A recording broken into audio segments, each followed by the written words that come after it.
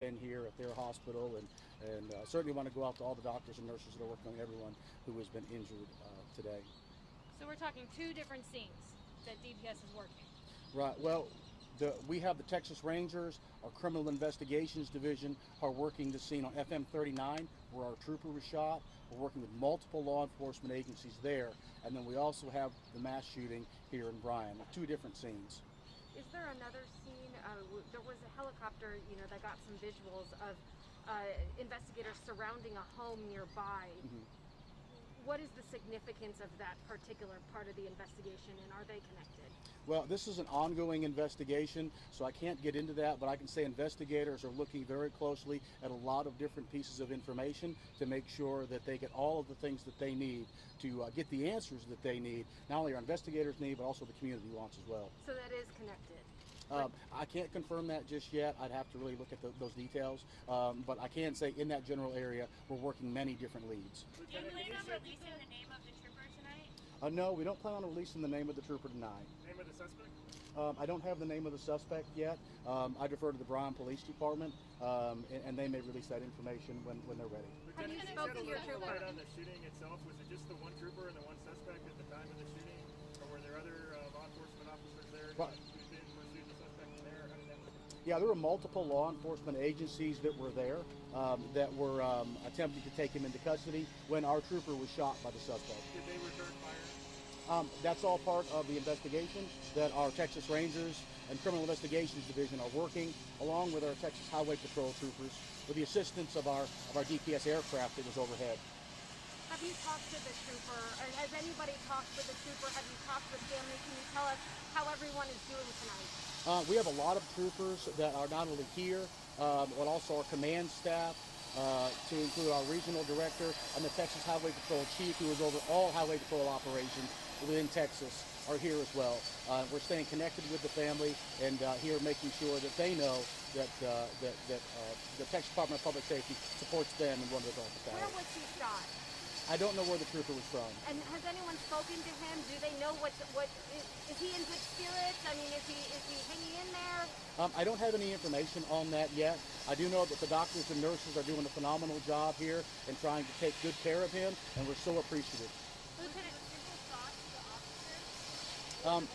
I don't know. That is part of the investigation that we're trying to uncover. This is still a very active and ongoing investigation. Our investigators are still on the scene trying to get information. Earlier they were interviewing witnesses and looking at multiple pieces of evidence. Lieutenant, I'm About the scene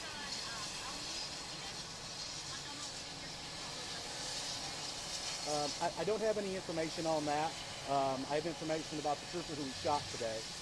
Lieutenant, do you happen to know the conditions of the other victims from the tragedy shooting? Are they still critical or emergency? I don't know what their conditions are, but again, our hearts and our prayers go out to all of them and all of their families and friends who are having to deal with that tonight. Lieutenant, can you explain a little bit about how that shooting, what led up to that shooting? Did he pull him over? How did they get into contact?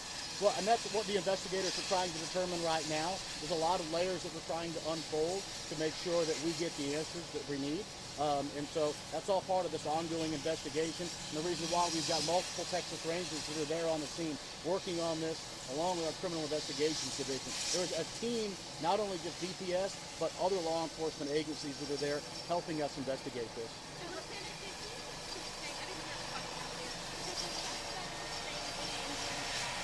I'm not aware that the suspect of any injuries to the suspect. I'm not sure if he was injured or not.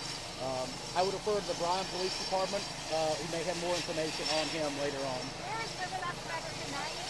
Where is the suspect tonight? And also, will he be prosecuted in which county will he be prosecuted in? I would defer that to the district attorneys and to the Bryan Police Department for their thoughts on where he will be prosecuted. So the suspect then fled in his own vehicle after he shot the trooper, and he fled in his own vehicle.